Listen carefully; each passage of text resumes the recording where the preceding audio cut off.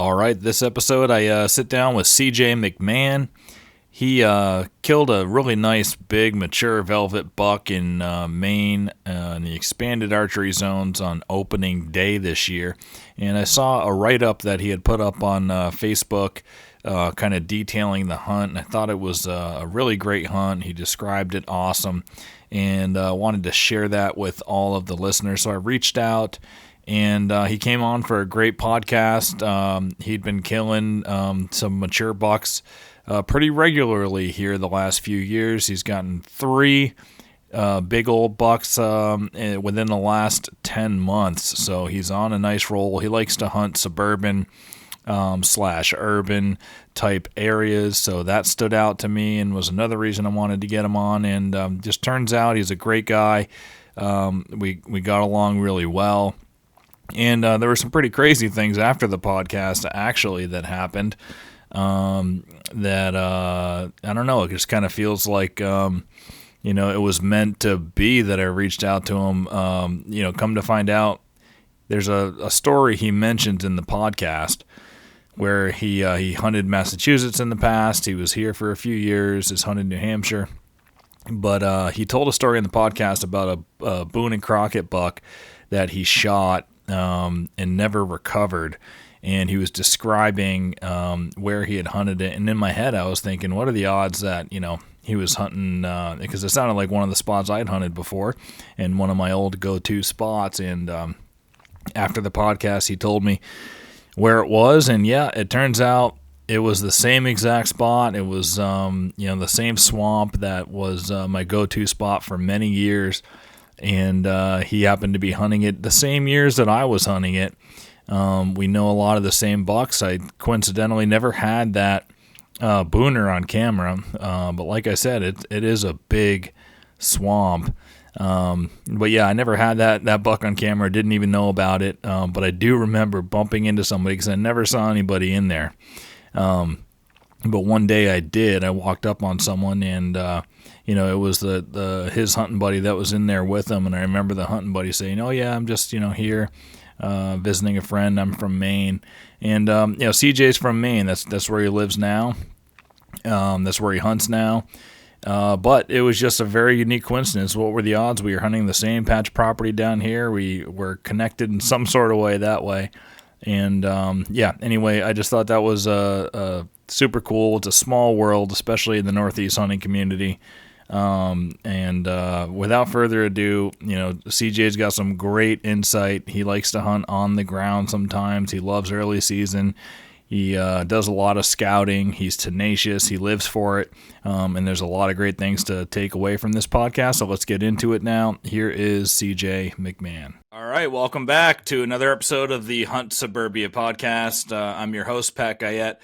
Today I'm joined by CJ McMahon. I saw you made a post about an awesome velvet buck that you killed second day of the season this year in Maine.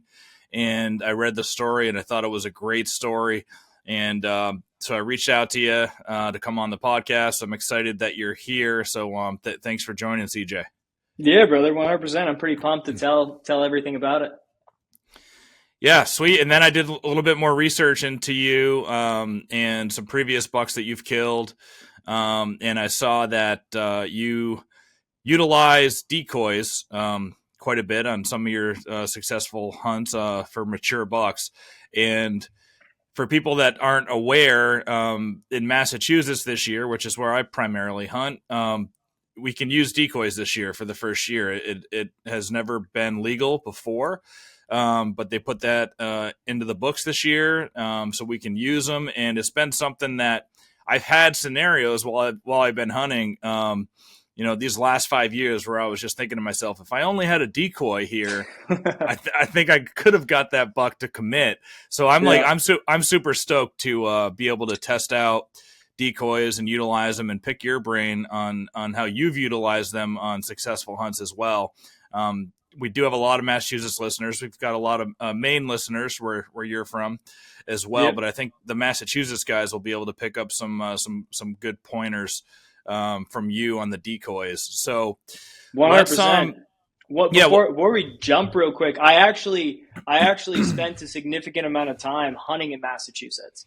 And so I actually used to live in Massachusetts, and I've shot in 4 or 5 bucks in Massachusetts as well, doing like awesome. similar tactics and stuff. So yeah. Cool. Yeah. So why don't we just give the viewers and the listeners background on you? What type of hunting that you do? Bow hunting, gun hunting. Is it Yeah. more suburban, urban style hunting? Is it big woods? Like, just give everybody a quick rundown on your style.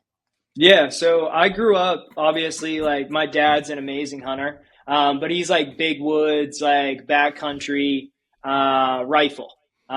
He shot in a ton over 200 pounds, and I just learned from him and my uncle Sean, and I just learned the big woods first. And when I got older, around 16, 18 years old or whatever, I decided that it was just like, I don't know, I had shot in probably 10 to 12 bucks at that point.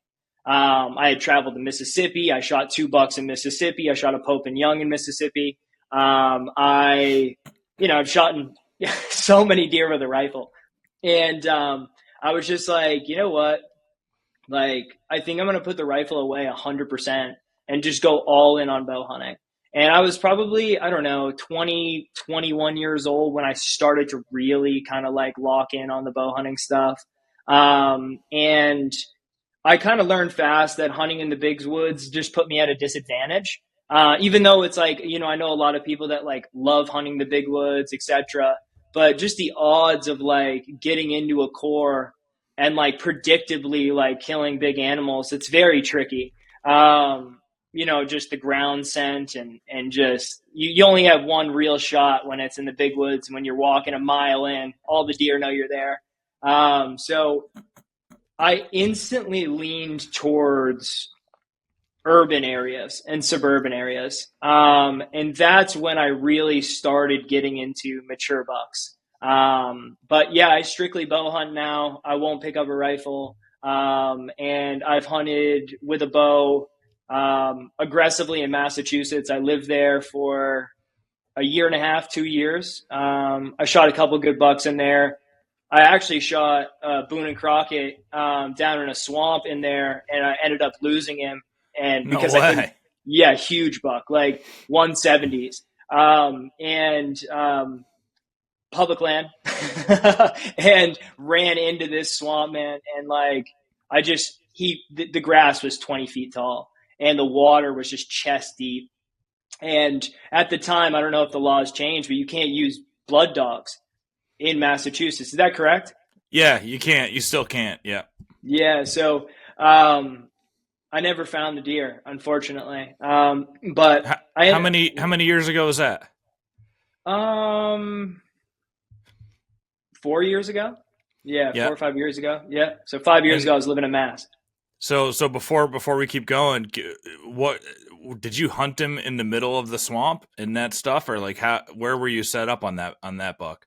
I was set up on the edge of the swamp. I didn't go in it, but I was on the edge, but not like on the soft edge. Like I was in the edge, on the edge of these tall like kudzu or whatever the tall like grasses in those like small holes, and there was just this giant wide racked trail coming out of the cattails.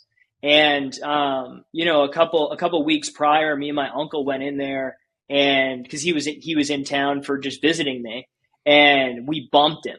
We saw him, and it was just like, whoa, man! Like I've shot in some big deer, and I was like, wow. And then I ended up getting the deer on camera, and it had like 11-inch brow tines, like big swooping beams, like way over 200 pounds. Anyway, he came out. He was on an island, and on this small little island, and he got up 20 minutes before legal end, and I stuck him like right through the pump. Hmm. And he just ran and ran all the way through there, and I was just swimming in water. you know. So he ran back towards the swamp after you shot him. Yeah, and he didn't go Yeah. towards the island. I went there. He wrapped around it, and then I lost blood because it was water. It was a mess, but it was a massive animal, man. Wow. Yeah, that stinks that you never found him. I'm sure there's a deadhead floating out in that swamp somewhere that is just a monster. Yeah, You know. yeah, it is. It was one of those bucks, man. At least 12 points, at least big frame.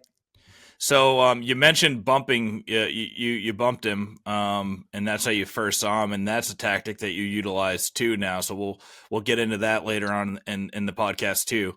Um, Yeah. so yeah, all right. So I think I've got a good idea of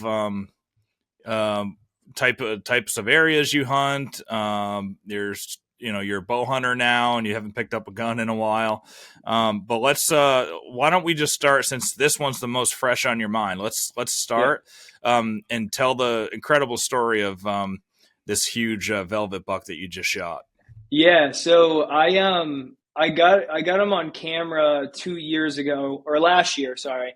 And I was actually hunting another buck and that I was like really focused on, and he showed up.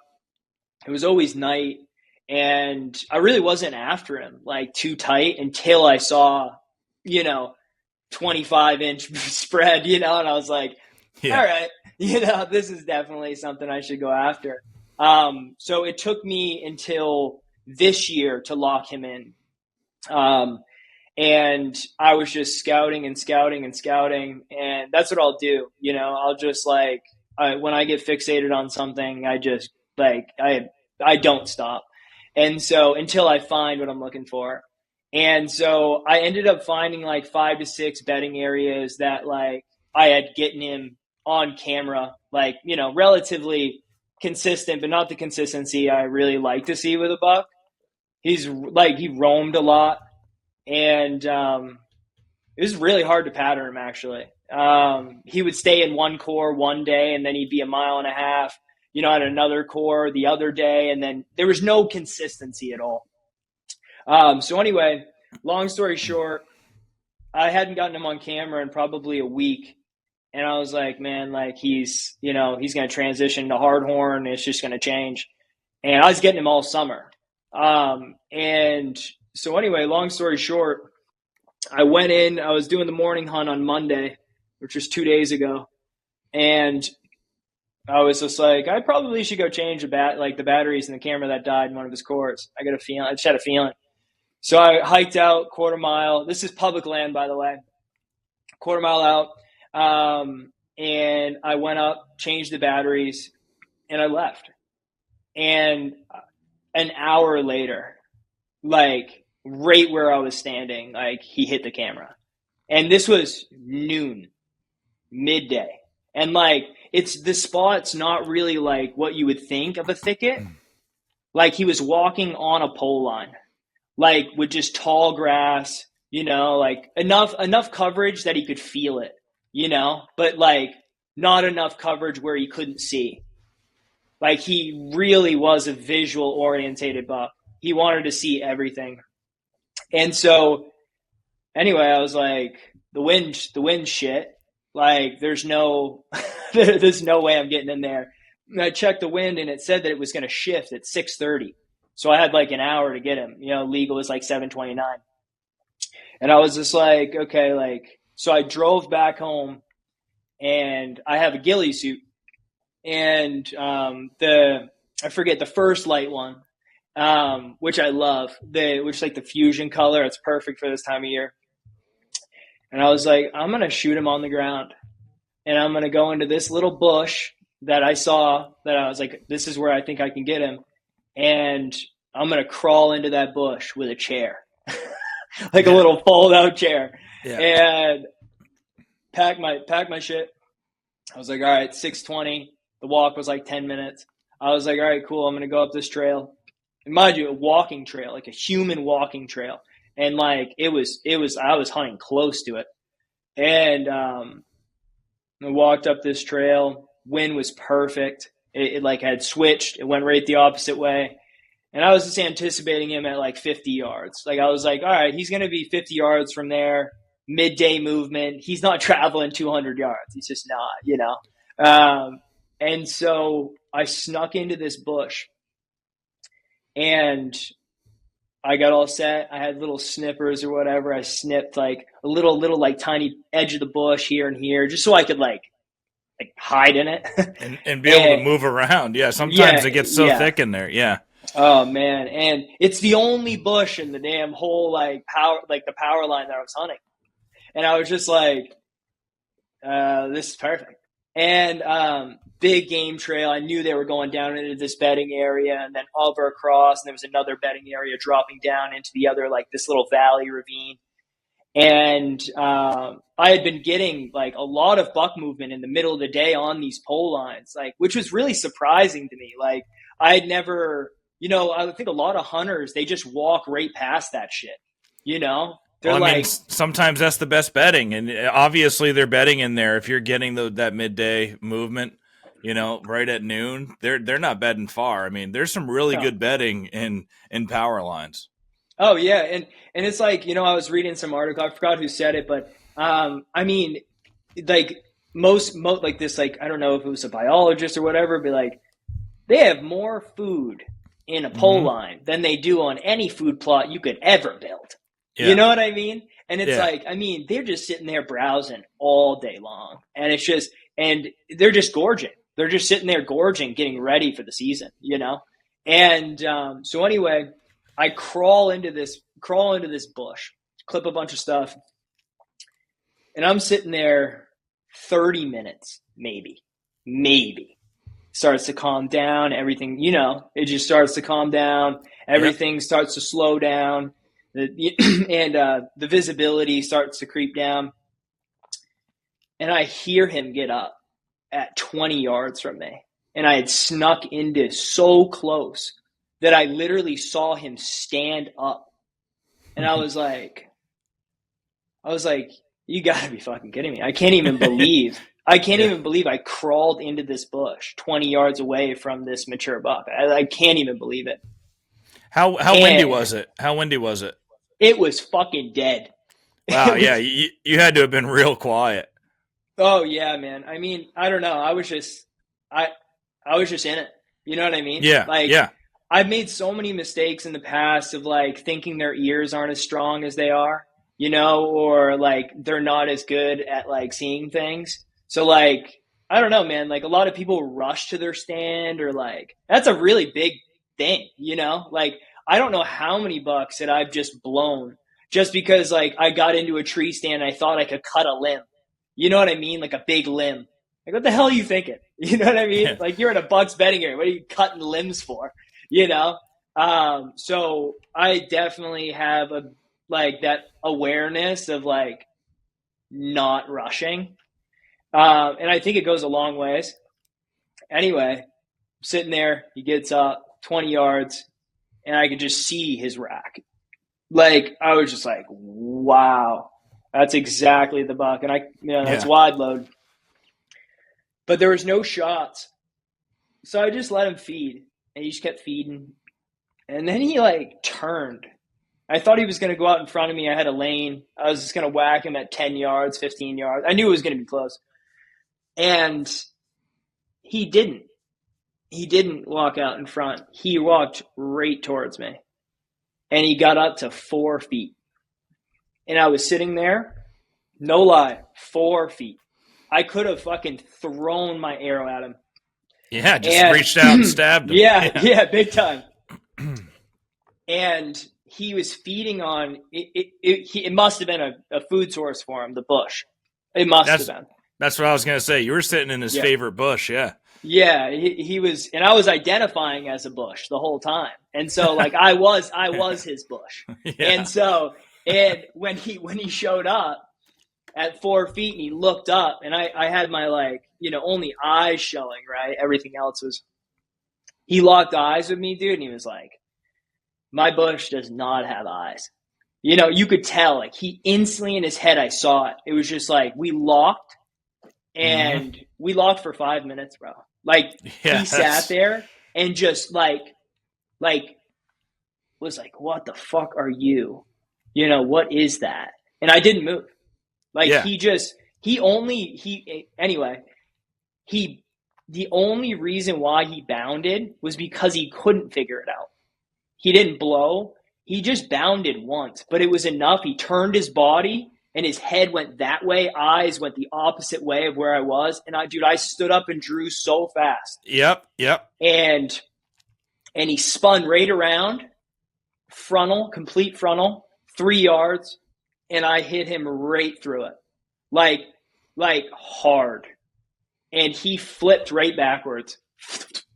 And I mean, I've shot in bucks like that, right? And not seen him flip over like that. Like the arrow, and I'm running a pretty heavy set, but like not to roll a buck. You know what I mean?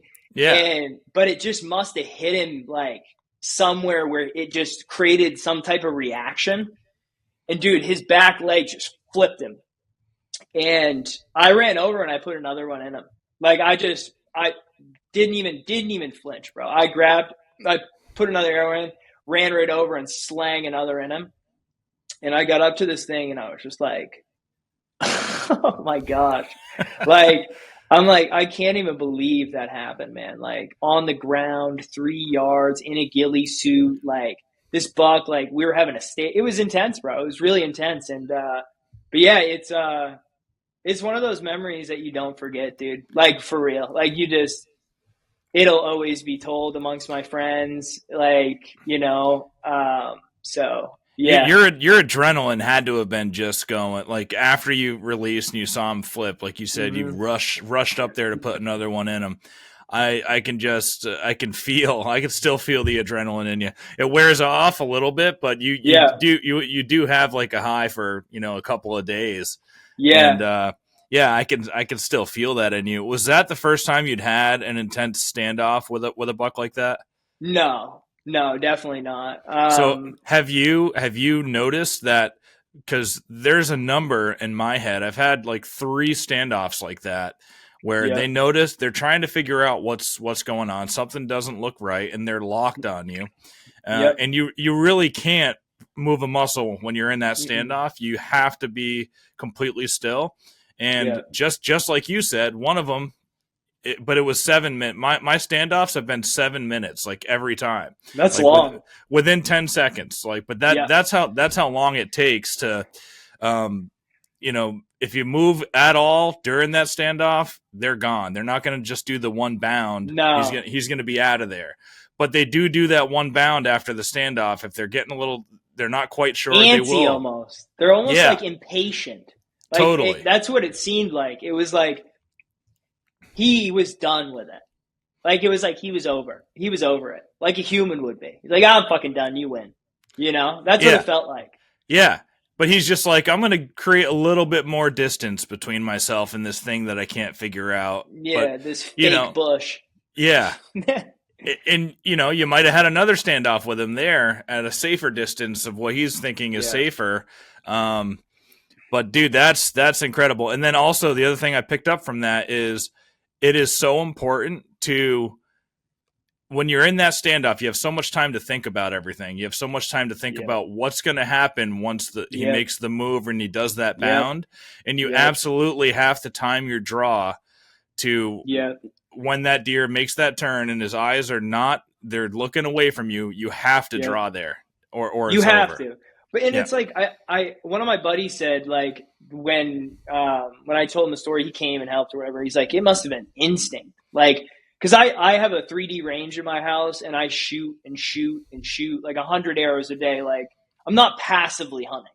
You know what I mean? Like I'm not hunting on the weekends. Like I'm hunting all the time and I'm prepping all of the time. And so like I don't know. I was prepared for an interaction. Like, and before I went in, this has happened to me. I've shot in 3, mature bucks in the past 10 months in Maine with a bow. And every single time, like I'll get them on camera and I'll call my buddies and be like, clear your fucking schedule. Like it's happening. Yeah. It happened. And so when they showed up and like, it really did happen, he's like, dude, like, I can't even believe like you stood up that quick, drew and shot, and it's just that reps, like getting reps in and just preparing for the shots. Like before I went home, this is an important piece just for like people that are like wondering like, what's the preparation look like, right? Like Yeah. I knew the bush. I knew the shot was going to be close. I went home. I put a decoy at 10 yards and I fucking sat in a bush and shot that decoy. And shot and shot and shot and shot while I was waiting to go hunt him. And I'm sure you were in your ghillie suit. Yep. While you were practicing, because you got to be the mask fucks your draw out. Yep, you got to practice in what you're going to be hunting in for sure. Yeah, 100%. Yeah. Yeah. So it was just envisioning it and just preparing for it and knowing it's happening. Like believing but 100%, bro. Like, I'm like, I don't want to get woo woo on this show. You know what I mean? But like, get woo woo, dude. I get woo woo. Go ahead, man. Dude, brother, like I envision myself shooting these bucks 12 months before it happens. Like I'm dreaming about it constantly. I'm talking about it constantly. There's no, I hope I'm going to get him. I never say that. I tell my buddy Ben that all the time, my buddy Bruni and all of them. Like, I'm not hoping, dude. Don't even say hope. Yeah. Like I'm going in and I'm getting it done. I'm performing, you know? And I don't know. I just always taken it that way. This episode is brought to you by OnX, the #1 hunting GPS app. The OnX Hunt app has been an invaluable tool in my hunting pursuits, whether I'm hunting, shed hunting, scouting, or e-scouting. To support our show and gain access to the best hunting app out there, use code HS20 when signing up, and you'll get 20% off your plan. I use OnX to mark rub lines, annual scrapes, stand locations, camera locations, and a lot of other points of interest. For shed hunting, I use the tracking feature, which shows me where I have walked in a patch of woods, but more importantly, it shows me where I haven't been, these little pockets of woods I may have skipped over, and that really helps me to find match sheds that I'm in pursuit of. In Massachusetts, we have to be 500 feet away from a dwelling to release an arrow, or a bullet for that matter, so I frequently will use the bubble feature, which you place a waypoint down on a building, and then you can set your radius bubble to whatever your state setback is, and that'll show you where you where is off limits to hunt and where you are safe to hunt. There are tons of other features I use daily to help me be more successful, which I'll break down in a later video on my channel. But if you want to give OnX a try, they're a great sponsor. I would recommend supporting them. Go download OnX from the App Store and use code HS20 for 20% off. I'm not hoping, dude. Don't even say hope. Like I'm going in and I'm getting it done. I'm performing, you know? And I don't know. I just always taken it that way. Dude, with everything in life, it's that way. If you have a goal, and that's how it's been with me with Huntstock, the festival that I run. I started it. I dreamed about it for 2 years and thought about it for 2 years and how I wanted it to look and feel. And if you think about it so much, and you really can make it happen just through your thoughts and your dream and your preparation, and it comes to life that way only because you worked so hard on it in your mind. You have to. Obsession, bro. It really is. Like if people want to be successful, like it's not a passive gig. Nothing's now, passive.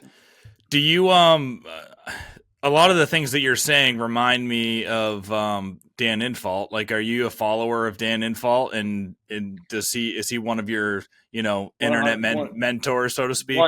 Like more than you could ever know. Yeah, more than brother. People say they watch Dan Infalt.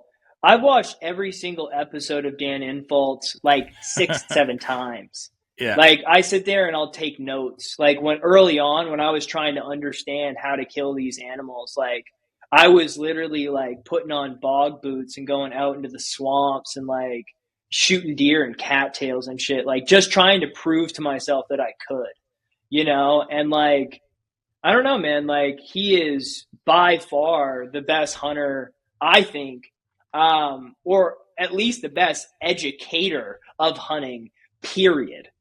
It's not even close. if you really sit there and digest his information and like really put it to work, like it's successful. So yes, him 100 million% is the number one reason. Um, because I didn't grow up like my dad wasn't a bone. My dad's a great hunter. Like he's a great hunter. Like Yep. he shot fucking the second biggest deer in 1996 in Maine. It was like 230 pounds dressed. Like I mean, he shot in big deer, but there's a difference between bow hunting and rifle, and there's a different yeah, it's just different strategy, different tactics, different depth. You know, like so yeah, man, 100%. Yeah, and not even that. There's just so many differences, within how you can hunt. You're following the beast tactic, beast style of getting as close as you can to bedding and not worrying about it. And I want you to talk a little bit more about how legit, like how close you get to bed. Like you were saying, you're not even just getting up to the bedding area; you're getting into the middle of the core when you're hunting beds. So let's Yeah. talk a little bit about your bed, how you hunt beds, and why you're getting in so deep, like right into the center of their bedding areas. So I think the biggest thing is like I've sat 100 yards from the bedding area and never saw the buck, and I knew the buck was there. Like I had the whole bedding area surrounded by cameras, and I'm 100 yards, like or 80 yards or 70 yards from where he's bedding, and I see him fucking 5 minutes after legal when I'm getting down out of the tree, and I'm Yep. like, and I think for me, I look at it and I'm like and mind you, right? Like, there's a different type of buck, right? Like the buck I shot last year was 8.5 years old. Like Yeah. in a extremely high pressured urban area, like Yeah. extremely. And so he's acting different than a buck that's 3 years old, 4 years old, 5 years old.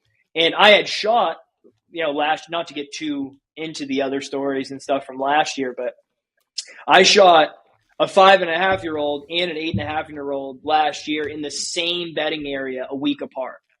And the 5.5-year-old came out 45 minutes before legal end. And he ran up a ridge, down a ravine, up a ravine, and I shot him at 5 yards in my saddle over a decoy.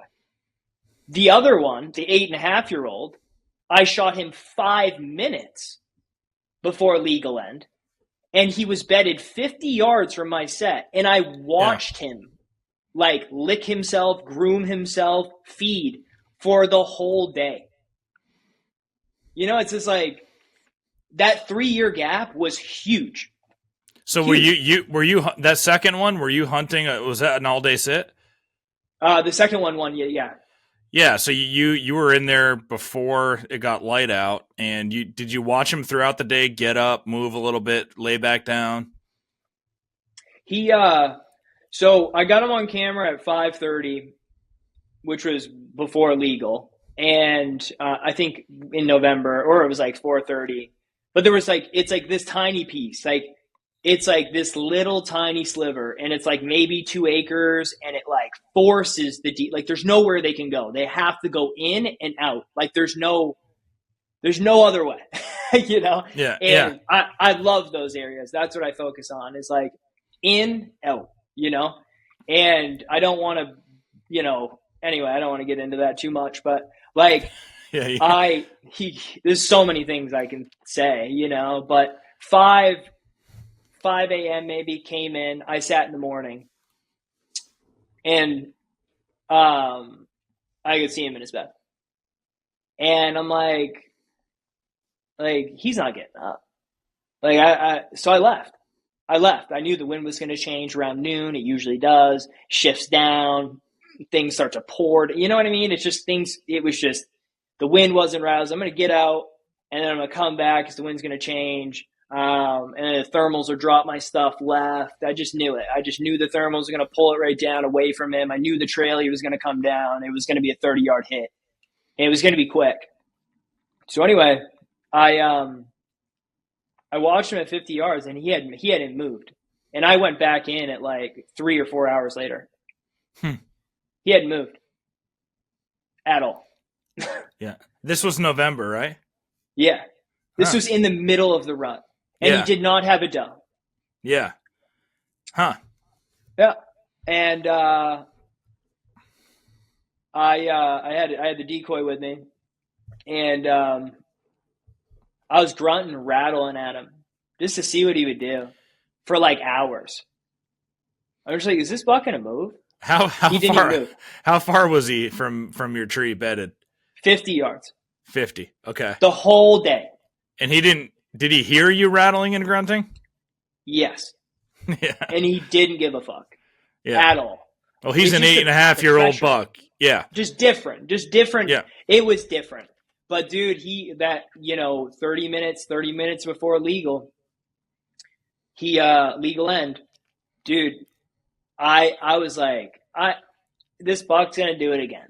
He's gonna win, and it's just. But dude, I grabbed my grunt call and I let out the nastiest shit. I like just the nastiest, longest, most aggressive thing. And I think what happened was he turned and he saw the decoy for the first time and heard the grunt, and he got up and he raked every single tree in his whole area. And I watched him for 15 minutes. And I'm like, dude, is he going to just sit here and just rake everything? And I mean, time's ticking. I got about 15 minutes before like it's over. And he sat there and just destroyed everything. And I'm talking like bucks now at 40 yards, no shot, couldn't get a shot, no way. But it was amazing, bro. Just watching this animal like dominate this area. Yeah. Like he was like, this is my place, not yours, not anything. But he didn't come out and chase or anything. And then he stopped rubbing. I thought about grunting again. I'm like, no, just let it happen. And dude, he creeped in, he snuck, dude. He didn't come in like all busted up, like you would see. Dude, Yeah. he like slid down and like squirmed in. He was trying to get a scent of that decoy. Probably. He stopped in his tracks and I lit him up. And lit him up. Like right through the pump station. And I had a shooting lane this big, and I had been practicing it. Like this little hole. It was the only, because I don't go into these places and cut shit down. You know what I mean? It was a little hole. It's all I had. And I practiced it for fucking 4 months. And I made the shot. From that tree? You practice from that actual tree? Not from that actual tree. I'll make like mock-up like sets at my house, like in my 3D range, and I'll put the archery targets through like these different grasses, these different areas, and I'll shoot through like tight areas for it at the same height, same elevation, same thing, same distance. And I'll just practice it. And he stepped into that window, man, and I lit him up, and he didn't even know he got hit. And he took 2 steps and like just crashed, like fell down and just was done.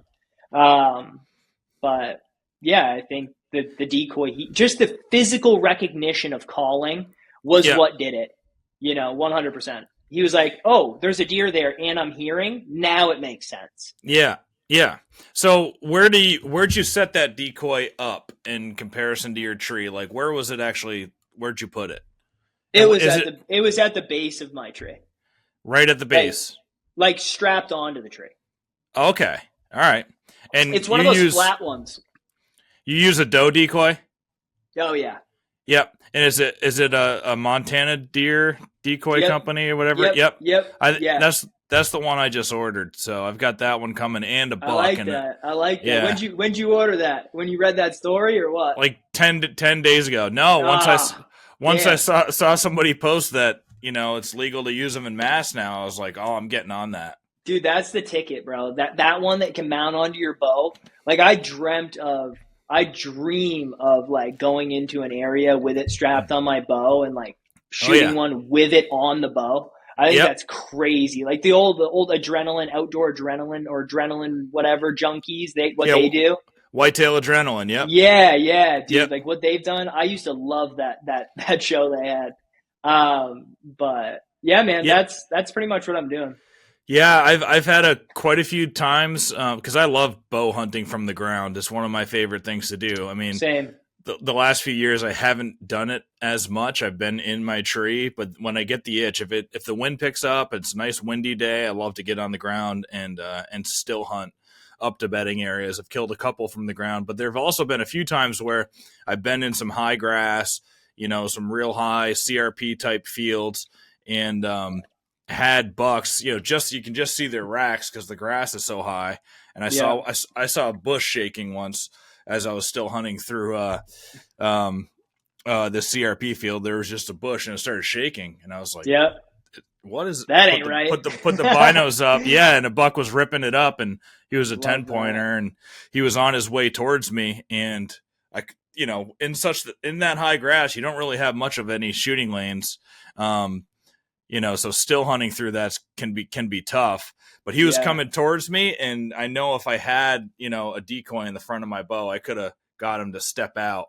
I love that. He never even saw me, and I didn't get a shot at him. But yeah, I'm probably gonna pick up one of those bow decoys too, because my style of hunting, I think it's gonna come into play. Yeah, dude, they just spin right on and attach, and I just practice shooting, and like, dude, they're great. Like, no disturbance at all. Yep. So, Yeah. you haven't used a buck decoy at all? Mm, I don't know. Like, I mean, like, not really. Like, I don't know.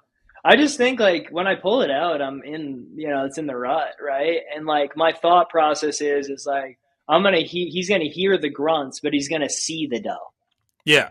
And I'm like, I just think that's more of a realistic scenario because Yeah. like the doe's not really gonna like. When was the last time you heard a doe estrus bleat in real life? Right. Like it. But I've heard bucks grunting a lot, And most of the and time, when they're grunting or they're fighting, it's because there is a doe there. So all he needs to do exactly. is see the doe. Yeah. Yep, and he just saw the doe, and that other buck that was 5.5 years old, same thing. I saw him. I actually grunted him in, and I saw him up on the other ridge or whatever. Like these little bumps. They weren't ridges. They're little bumps. And I saw his eyes go like when he saw it, and dude, he ran full sprint right towards the decoy, and I didn't anticipate him like coming so close, but That he was loved it. the first one last year. That was the first one. Yep. That Yeah. was I got him aged 5.5 years old. He was, I believe, an 8 or a 9. Had a weird, funky, like distortion double bird rack on one side, and had this curling antler around the base of the right side. Funky buck. It was super funky. I called him the mantis. He just looked like a mantis. But yeah, 5.5 years old, got him aged. And then the other one was gross 140, 138, 140, I can't remember. And then it net like 132 or whatever, but it actually had broken off a G3, and had a big deduction there. And yeah, 8.5, pretty crazy. Same bedding area. Yeah. So let's talk about that. It being the same bedding area. Because I think some of the things where you differ from Dan Infalt's teachings a little bit, I think, is um, you could, for one thing, he doesn't like to put cameras in bedding areas and thinks that it spooks, will spook or alert those older mature bucks if you have them too tight to their core bedding, and you surround core bedding areas with cameras. So that's one thing. And then the other one is that you could really blow up a bedding area, and after you do that, move to your next best bedding area or have multiple spots so you can go into another one. So Yeah. it's interesting that you were able to kill both of those mature bucks from the same bedding area a week apart. So let's talk about that a little bit and what you found through your experiences, and why were you able to do that? Is there anything you're doing on scent or your approaches that? What do you think it is? Why were you able to do that in the same bedding area twice? Um, I think the bedding area. I think just like the layout of the bedding area was supportive of multiple mature animals. It was 2 acre piece, but like it had separation enough where like both of them could potentially be in there at the same time if they really wanted to. And it had unlimited browse. It had a little creek going through it with crystal clean water. Like it had everything. It had grass, it had buckthorn, it had oaks in the middle of it. Like there was like a big oak tree in the middle, dropping acorns in the middle of the bedding area. Like they didn't have to leave. It was a main core and all the pressure in the area. Like just all these, I mean, I'm telling you, like 10 to 12 bow hunters within a mile radius, like just forcing these deals into these holes. Yeah. And I think that played a big part in it. Where else were they going to go? That's what that part. That's what I was thinking originally when you mentioned how heavily pressured it was. That's just their best bedding area, Yeah. and they know it historically. Yeah. Yep. So that second buck, maybe he went in there and he obviously wasn't in there when you killed the first one, but I was more wondering like all the scent you leave there and the stress hormones and stuff that deer can smell after. I do it early. Like, I think really what I scouted the spot early and I hung 10 cameras all the way around the damn thing. Like, that's what I'll do. I'll circle them all. And I know a lot of people don't have the money for 10 cameras, or like I have, like 50. And so like, it's just, I know a lot of people don't have the money to do that. So it's like, or the time, dude, the time.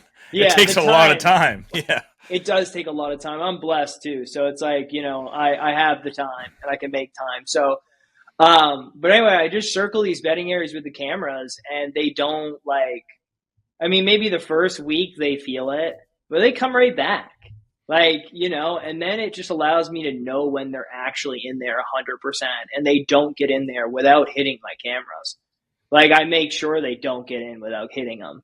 And that just, I don't know if people think that makes me look like a less of a hunter or whatever, but like finding core bedding areas and like doing that's fucking hard, And, but I shot that first buck and I didn't gut it out in the hole, first of all. I think that's a no-no. And I dragged it out, gutted it somewhere else. And within a week, he just came right in. He didn't even care.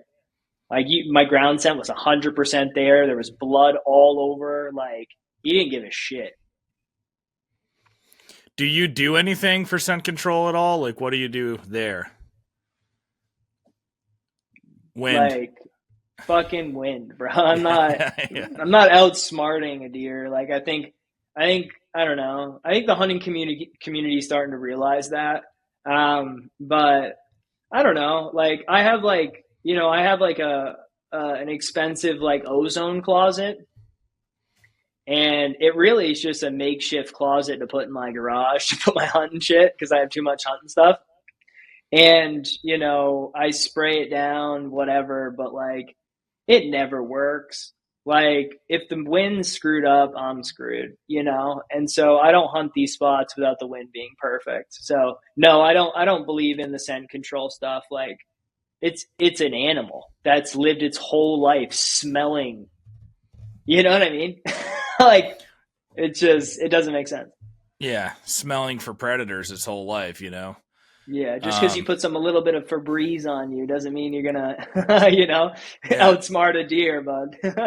you know? Yeah. So let's talk a little bit about how you go about finding the core areas and then narrowing them down, or even finding bedding areas and then deciding which one is actually the core they're using the most. Because I know that you do that, and the one that you killed this year, you said used 6 different. He had 6 different core bedding areas, whereas the other ones that you'd been hunting, you saw they would use 2 or 3 most of the time, but this one had more. Let's just talk about what you've learned about that and how you go about that. I think a lot of like the hunting influencer people, like, just like Awesome Hunters, the Hunting Public or Dan Infalt or, Seek One or whatever it is, right? I relate more to like the Seek One just because of how tight the areas that I am hunting are. But really what I do is I look for the hunting pressure and go the opposite way. And I'm always looking for, I think I was telling some kid this morning, he DM'd me on Facebook about the buck or whatever, and he was like, "What type of habitat are you looking for?" And I am always looking for grass of some type, like and tall grass. I believe they just love to feel the pressure all around, I think. Like, I don't think that, I'm staying far away from hardwoods. I'm eliminating big pieces. I'm eliminating with, pre-existing stands. I'm looking for an acre, 2 acre piece that's fucking wedged in between an industrial park that has water, dense cover, browse count. And when I go in there, I'm looking for big tracks. And if there's not big tracks in there, I leave. And I really do really centralize on the big track part. Like, there is not a big buck in there unless there's a big track. And, that's what I look at. There's your your dad's tracking background coming into how you scout out Yeah. your for your bow hunting spots. That's cool. Yeah. Um, yeah, so Did you that won't give you even context? Did that give you the clarity though, or not? no a little bit. So but you can go into a spot and there's a big track there, right? Yeah. And that might just be a spot he bedded, one of his bedding areas he doesn't spend a lot of time in. How are you then narrowing it down that this is his core? I'm assuming you see the big track, and once there's a big track, then you start putting cameras up, and you just see if he's spending a lot of time in there or not, right? Yeah. Well, I also go in, I see the big track, and then I see the big beds. And then I see a lot of different beds. And then I'm seeing satellite bucks and their beds. And I'm like, okay, there's 40 beds in this area. This is a core, like a tight core. Like, this bed right here is worn to the ground, and there's shit in it everywhere. And there's a big track in it, and there's hair in it, and there's this giant, chest high fucking rub in there, and I'm like, Yeah. I mean, that's what people preach, right? Like, all of that comes together, right? The sign needs to be right, the height of the rubs need to be right, the track size needs to be right, the number of beds in a core needs to be right, the habitat needs to sustain a buck, and there needs to be no tree stands, no existing pressure, nothing. And so normally that 9 out of 10 times will be a major core that a buck circulates out through the year 3 times a week. And I'll put cameras, I'll put them all around and validate it. And if I'm wrong, then I move them. But that's how I'm doing it. Yeah. Um, and on that note, like you're finding they're overlooked places, which Oh yeah. I love to try to do too. Like, yeah, if I see stands in an area, um, I don't want to hunt that area most of the time. There's some places down here where after you get a couple of years of driving by those places, during bow season and things, you see that, oh, those stands are gun hunting stands, and Yeah. you there are some places that you want to, where I hunt anyway, take a second look at, do a little bit more research at, because some of those Yeah. places that have tons of stands, literally are open for gun season, for bow season, and nobody's in there, and those can be some really killer spots sometimes. 100%. But with your mindset and strategy of getting away from people, I'm assuming you do some things to make sure that as you're getting in there, you don't have a high profile. Like, what are some of the parking and entry exit things that you do to try to make sure that no other hunters see you even as they're passing by on the road? Yeah. Are there things that you do to lower your profile as you get in there? Like, for instance, park farther away and ride a bike or an e-bike, or like, how do you mask yourself getting into these stands from other hunters?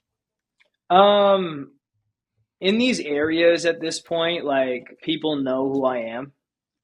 and they know like I have all their phone numbers. We all hunt in different sections, and like there's like a respect type of thing where like CJ's hunting up in that area, like we don't nobody goes up there. Wow. And they're archery only zones. I Yeah. only hunt archery only zones. So people don't bother me. I don't bother them. It's a respect thing. That's really And, cool. I feel like that's yeah, unique, There's not a lot it of is. places. Yeah. It is. Well, it's like, a lot of the hunters that I hunt around, I'm not hunting with them.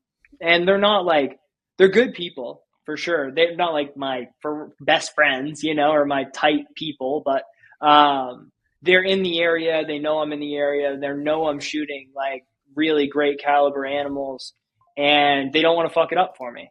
Like they know how much work and time and effort I put in, and most people don't, and so they respect it, and they're just like, he's just let him be him.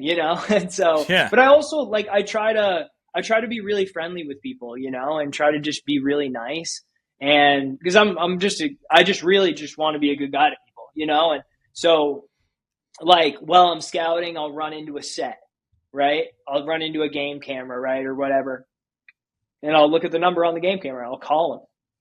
Like, hey, brother, my name's CJ. Super nice to meet you. You don't know who I am. I'm scouting the area. I just want to let you know I found your set. I am not hunting here. You're going to get me on my camera. Don't stress about it. I'm going the other way. And just, I've done that so many times that people are just like, dude, you're the coolest, man. Like the fact that you didn't set up on my shit, and I just don't have like, I don't know, I don't have a scarcity mindset with it. You know what I mean? Like, I'm not like desperate. Most people, when they haven't shot a big buck yet with a bow, like they're desperate. And the desperation is a big thing, right? You start doing things out of character. And I never did that. But I think the real key difference that's setting me apart, brother, is, among other things, is I door knock and I get access and access and access. And I'm just doing what other people don't. Yeah. And I'll go into a building. I own a big company. I'm a CEO and founder of a big company, whatever. Doesn't matter. Don't want to talk about it. But like, I like hunting more. But I walk right into a big business and I'm like, who's the guy that owns this? And they're like, that guy. And I'm like, buddy, super nice to meet you. Like, it's a big building. There's a little bit of woods back there, and I know no one's using it. You mind if I just put a stand out and hunt out there? He's like, go right ahead. And I've done that a bunch, so I think that's what sets me apart. I'm willing to have conversations. I'm good to people. They're good to me. That's how the cookie crumbles. Yeah, you remind me a lot of Pat Burns, who's my partner in hunt stock, and he's really good at knocking on doors and getting permission. He's just, and some people Mm-hmm. just, it's a personality thing for some people. They're afraid of Yeah. the rejection, and Yeah. that whole, they could never be a salesperson. There's just not, Yeah. it's not their personality. Yeah. But what have you found more success with? Is it with knocking on businesses and getting permission from businesses, or is it getting permission from homes? Businesses. Yeah. Because nobody looks at a business and they're like, fuck, I'm going to go in. Because even the guys that are the sales guys, right? Even the guys that do have the personality, they still don't have the balls to go into a business and surf around a whole team. Yeah, find the CEO. Yeah. Who's the guy here? Like, I walk in and I'm like, hey, super nice to meet you. Who's the guy here? Yeah. And people start laughing. Well, Steve's the guy. And like, fuck Steve, what's going on, buddy? Yeah. Like, yeah. I just start shooting the shit, Yeah. and but I get rejected a lot too, like, Of I get course. rejected at homes a lot. Yeah. I had one lady fucking, oh my Lord. She ran me up and down one day, like, I don't know, probably last year. She almost killed me. She really did. What? She didn't want, dude, brother, I knocked. Yeah, I swear to God, I knocked on a door. She said, you ever come back here, I'll fucking kill you. And I'm like, What? okay, sounds How good. how did it get to that? She was just an angry person, bro. I Yeah. mean, it was 10 seconds. She said, I'm not buying what you're selling. Leave or I'll kill you. You know what I mean? Some crazy batshit woman. You know what I mean? Oh And man. so, but just funny stuff. But yeah, I door knock all over, man, all over. But only archery zones. I like archery zones. Like they're not getting the rifle pressure. It's easy, it's not easy, but like it's easier shooting a big ass buck with a rifle. It just is. And, I stay close to these little archery only pockets and pockets where you can't hunt a rifle. Like, that's another thing. Like, I'm going in pockets where even if you could discharge a rifle, you can't because there's fucking buildings everywhere, Hmm. But man, these big bucks, man, they weasel, you've seen Seek One, you've seen all those dudes, man. They're hunting people. They're hunting these things in people's backyards, bro. Like these tight little areas. Like that's what I'm doing. Yeah. Yeah. So what do you what's your like once you how many doors do you knock on in like a knocking session, or are you doing your scouting on X and like picking out targets on where you want to go and like trying to get to 6 or 10 of them Yeah. in a day, that kind of a thing? Yeah. Like, mostly like it's a very select like two or three spots. There's not really a volume game because I know like the terrain and like the habitat's very specific I'm looking for. So like there might only be one spot in the whole town that I want to door knock. Yeah. So like I really do focus on like quality over quantity almost. Like, Hmm. I can door knock a bunch of areas in a hardwood fucking oak ridge or something and see a goddamn nothing. you Yeah. know, Yeah. but the business that I need to knock on or the house I need to knock on is the one I'm going to knock on. And if I don't get that permission, I'm going to come back and try to get it again. And, so Now, in the areas you're hunting, I mean, I know Maine is like Massachusetts and Vermont and New Hampshire, where if it's unposted, you're able to go on without getting permission and hunt. Is it different in some of these places that you're hunting, and that's why you're doing it, or are you doing it out of the courtesy and the respect and have developing that relationship? The courtesy and the respect. Also, you can't run game cameras on anyone's property without written permission Okay. in Maine. And so, even if it's posted or not, if you don't own the land, you can't run cameras. And so, I have to get permission for that. Yeah. And also out of courtesy, like also out of access, ease of access, Oh right? yeah. Like, Yeah. dude, like one of my spots, bro, they have a parking spot for me.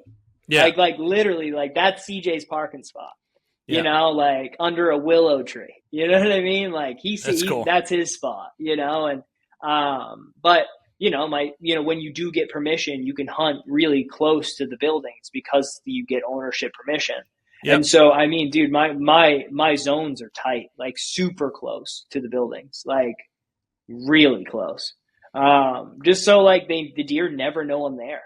They Yeah. just don't. I could hunt there every single day, period, and they wouldn't know I'm there unless the wind is wrong.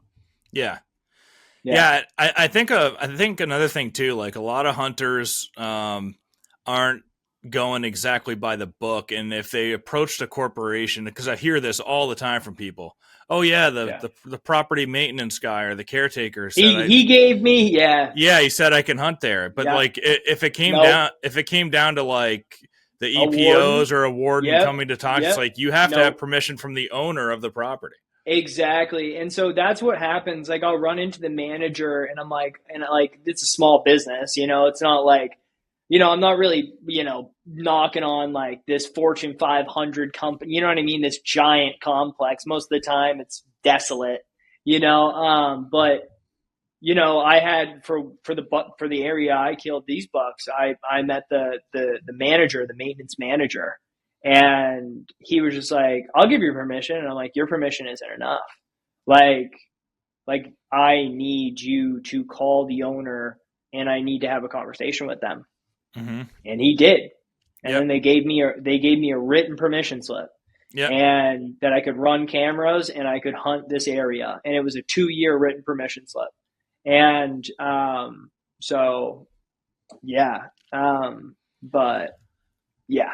Yeah, you kind of have to, especially when you're hunting these bigger deer. Like, dude, like Bangor, like the Bangor news station reached out to me yesterday. Northeast Big Bucks magazine reached out to me yesterday. Like, you reached out to me yesterday. You know, Yeah. like when you shoot a big animal, like it gets a lot of attention, especially when you shoot three of them in 10 months. Hmm. And like, you know, people start asking questions and like, you know, where'd you fucking shoot it? You know, and it's like, you know, it's just you have to. Like my uncle Ryan, who I fucking love, he he hit me up and was like, because I know the laws, like I know the laws, Oh yeah. and he was just like in the main post or whatever I did, he was just like, take the part about the camera down, like. I don't think you can hunt same day cameras are up in Maine. And I'm like, you are wrong. Here's a screenshot. Yeah. That's New And it's Hampshire. like, that's New Hampshire. Yeah. And I sent screenshots to him. He's like, sorry. You know what I mean? And I'm like, no, I have to think these things through. Everybody But does. I mean, yeah, everybody should. Everybody should. yeah, yeah, Because that's what's going to get people in trouble.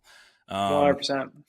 yeah. So that's cool. Are you hunting like a bunch of different towns and areas, or you kind of just stick to your spots? Like how wide are you spreading out with your scouting? So, I centralize in about 2 to 3 different towns. They're Yeah. all expanded archery zones. That's what they call them in Maine. Yeah. And I just lock those in.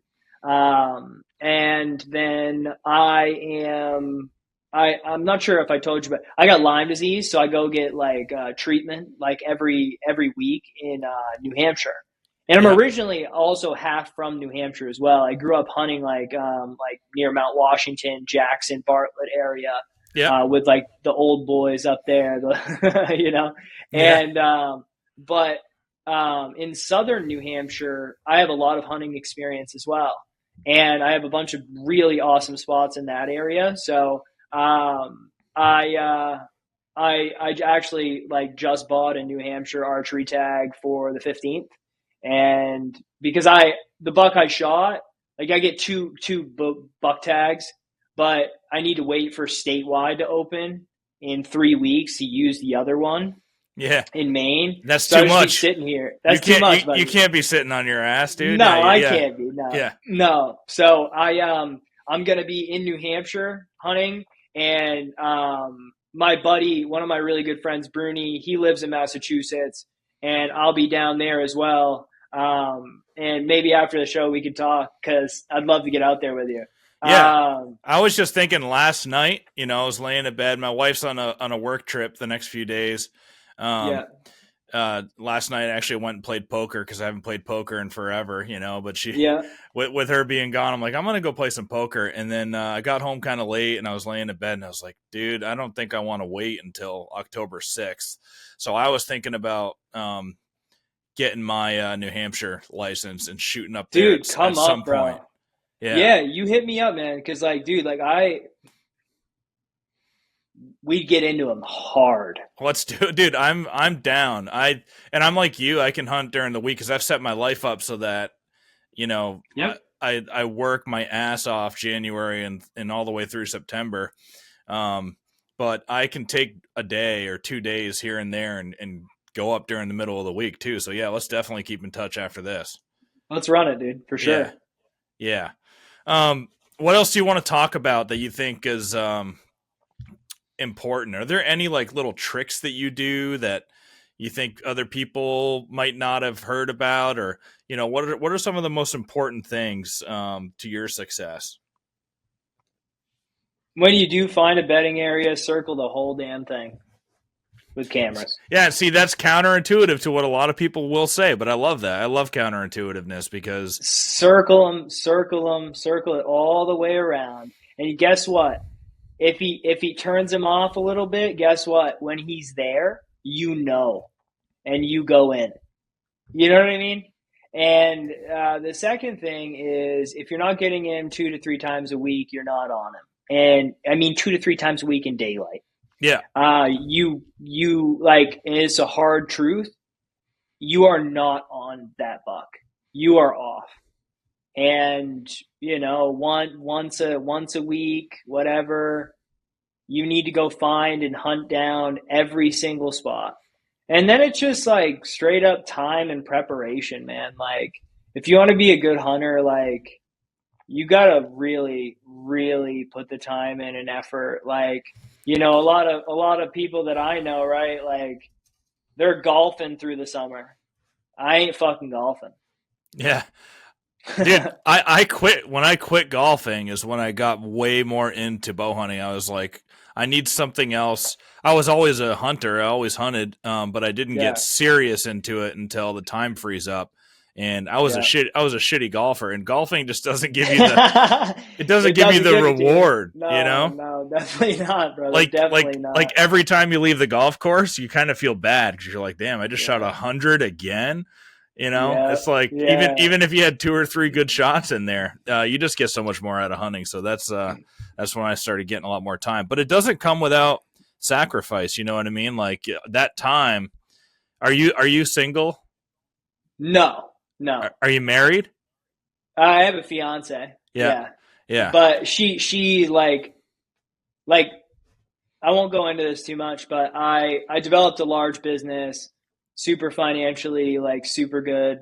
And she was with me when we were poor, and yeah. so she for 8 years now, she knows that hunting is everything for me. And I really I think this year was kind of the year where it's at the time now where I'm like, all right, cool. Like I'm gonna hire a full time videographer. I'm gonna go out and show people like what is happening, Yeah. and actually go at like more of a hunting personal brand, just because the attention I'm getting now. Like today and the past couple of days, it's just like undeniable traction. And it's like I'm getting invited to this and this and this, and people want to know what the hell I'm doing and why. And it's like it's a perfect timing. It's like the proof's in the pudding, right? Like you don't shoot these type of bucks by accident. You don't. And so it's like in consecutively. And Consistently. so Yeah. yeah, so the consistency's there now. And so now it's like, cool. Like right now I have 5 bucks at the taxidermist. 5. It's just like it's a different level of satisfaction when it's your passion. People might listen to this and say, "Oh, this guy's doing it just to try to get famous and hunting or something," or you know what I mean. There's going to be always haters out there like that, right? But No, it feels good when something that you are passionate about, truly passionate. truly passionate about, you get a little bit of recognition there and invites and things like that. You know what I mean? That feels different than like whatever you're doing for your business. I'm sure Yeah. you love that too, but it's a Yeah. different feeling. All right, so one of the things you're super successful with morning hunts, and I love mornings too. But a lot of bow hunters will say, "Now you got to hunt the evenings. The evenings your best way. You're getting in there without Yeah. spooking deer." But Yeah. what do you love about the mornings? And like how do you got to be going in there and hunting into the bedroom and then knowing where they're eating if it's outside of that bedroom? Talk about your Yeah. morning hunt process and why you like it so much. Some of the spots that I have, a lot of the buck movement is it's almost like this is this isn't like something that like I see a lot, but I see it in like some of like the core areas that I'm hunting is they'll have a primary bedding area like in the morning, like when like at night. They'll get into it at like 4 a.m., right? And legals at like 5:30, right? Yeah, And they'll get into it and then they'll leave it and then they'll travel 100 yards to another bedding area if the cover can support them in doing so. mm-hmm. And so that's why I hunt mornings, because I get bucks at 6:30, 7 o'clock, 7:30, like in broad daylight, walking down a tote road, you know, at 10 yards in front of my stand. You know what I Yeah. mean? And it's like, it's just unique, right? Each deer has different personalities. They're doing different things. The environments are different. Like, one area that might look exactly the same. It might have the same exact bedding area type, and there's another bedding area 100 yards, but there's an oak flat that separates them. they're not cruising back, unless it's in the rut or whatever. A mature buck anyway, right? Yeah. But I'll have another situation where it'll be a bedding area and then another bedding area 100 yards away, but there's a thin sliver of like tight whippets or whatever, or just like I see a lot of deer in Japanese knotweed, which is more of like an invasive species that's around industrial areas, and Yeah. they'll just cruise through it. There'll be tunnels through it, and they go unseen, but it allows them to move with the wind and cover ground like invisible. And that's why I hunt in the mornings, just because like my spots show the morning movement. Yeah. In early season too, when it can be really hot in the heat of the day in the afternoon, I just think the movement is better They early need the season. shade. They need the Yeah. shade, bro. I mean, that's a great topic to talk about. I mean, bro, like the bucks I'm hunting, they're in like caves. Like when you go into the bedding areas, the overhead cover is like a cave. I mean, Dan Umthal talks about that a lot, right? And shows it a lot. And that's kind of who I like learned that from. Was like, dude, like, this spot right here is a bedding area in early season, and this is why. And it's just this huge, almost like a Yeah. tarps over Yeah. their bed, Yeah. So Yeah. I see that a lot. Yeah. So, did you know that Dan Infalt came to Huntstock this year? Have you heard of Huntstock before? No, I haven't. No, No, that's the I put on a hunting that's festival called yeah. called Huntstock, and Dan's a good friend of mine now. I flew to Wisconsin, did a podcast with him a Oh, cool. couple of months ago, and then he came and did seminars at Huntstock this year, and he like fell in love with it up here and got a great reception from everybody, and That's he's awesome. he's coming back to hunt. We did this Onyx Legends camp giveaway, so Hell yeah. him and Lanny Benoit and Rick Labby, and then a few other guys and 2 winners from Huntstock are all going to share deer camp for like 3 days in I love Massachusetts that. this year. Rick Labby hit me up about the buck I shot last year. Yeah. Yeah, he was pumped for me about that buck. He's good. He's good shit. I like that guy a lot. Me too. Yeah, I hope Dan sees this episode really, because like I mean like I don't know. I think he how will. many- yeah, I hope he does because like I don't know. He does have a lot of successful people that watch his stuff and learn from him, but like fucking Maine's really hard to hunt these type of class animals. They don't. Yeah. You know what I mean? You don't. It's not like Iowa. It's not like the South. Like Yep. like to shoot these type of animals is very hard, and it's pretty cool that I learned a lot from him. Yeah, I'm going to text him the link once it's up. We talk pretty much every day, Dan and I. I'm helping him That's nice. with some of his stuff. Nice. Cool. he doesn't really like understand sponsorship and monetizing his page and things like that. Yeah. And he's been letting a big opportunity go. I mean, he's super authentic and organic, and he doesn't need sponsors or anything like that. But it could be meaningful, to his life. So I'm trying to help him out there a little bit. Fuck. Your camera's cutting out, but I think it's a good spot to stop. I don't think this will be the last time you're on, CJ. So no. I just wanted to say thanks for coming on. It was great meeting you. Yeah, I appreciate it, brother. Thank you so much. Yeah, and we'll be in touch about some of that crazy stuff we were talking about. Big time. All right, buddy. Appreciate it. All right. Yeah, thanks, CJ. Bye, bud.